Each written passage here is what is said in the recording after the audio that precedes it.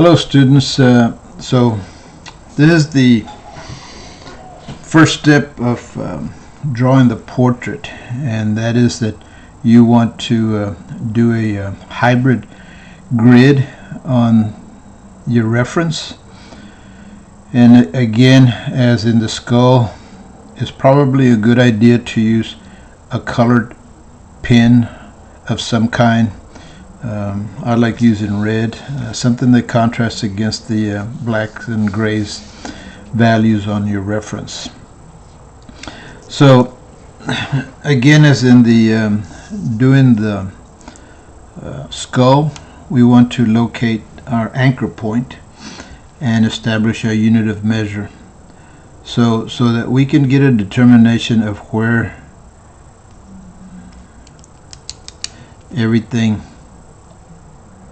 sits in relationship to the vertical and horizontal axis, right? So I'm going to come across the horizontal axis as being right along the edge of the eyes, right? So here I'm pretty well established the my horizontal and vertical axis anchor point. Now if I look at this and I put this sheet of paper parallel to the edges, I can see that his head is tilted a little bit, right?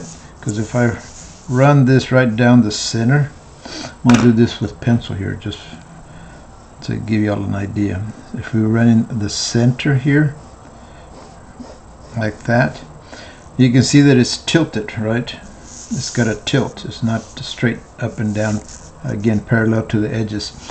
So that's something that I want to be really aware of, because it's going to help me determine how I place my oval on my drawing paper, whether it's straight, horizontal and vertical, or if it's got a tilt to the left or to the right. And then also the horizontal axis, where it actually sits, will give me a determination of whether the head is tilted back or down. Okay, so that's two things that I want to establish here. So I've got this. Now I'm going to get my ruler and look for the center, pretty much the center of that, and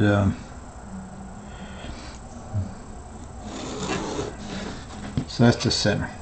All right. If you look at that, that's pretty well centered in the middle. And again, we're looking at approximately. We're not going to look and see if we're off by 1/32 of an inch or anything like that. We're just getting a real close approximation of where it is. And again, here, if I look at parallel a line, right, definitely angled. This is a little bit higher than this eye is, right? So I'm going to tilt it so that I got all of the corners, inside corners and outside corners of the eyes, pretty well aligned with the ruler.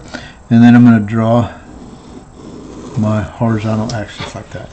All right, that's pretty close where I had put the original anchor point. Then and look at the unit of measure, the eye. Remember, I was talking about in one of the last videos about the unit of measure. That's what we use when we're looking at the facial features, drawing a portrait. 2 units of measure as far. We use 1.5 the size of our hands to determine the overall size that we're going to draw, because we want to draw life size. Most portraits are drawn life size. So we want to use 1.5 of the size of our hands to draw the oval that we're going to be working with on the drawing paper. But in looking at the inside the head, and looking at the facial features, we want our unit of measure to be the eye. So we're looking at this here, and I purposely picked a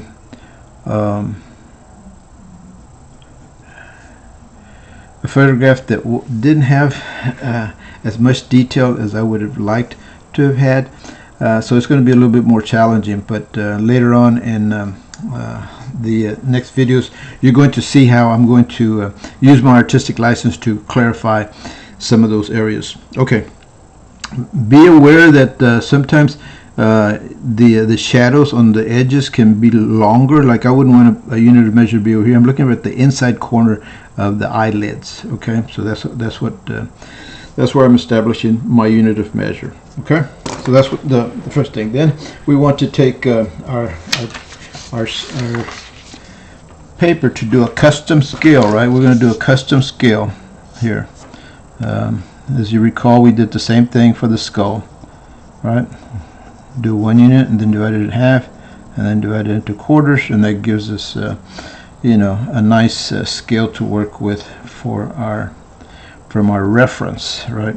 This is our reference.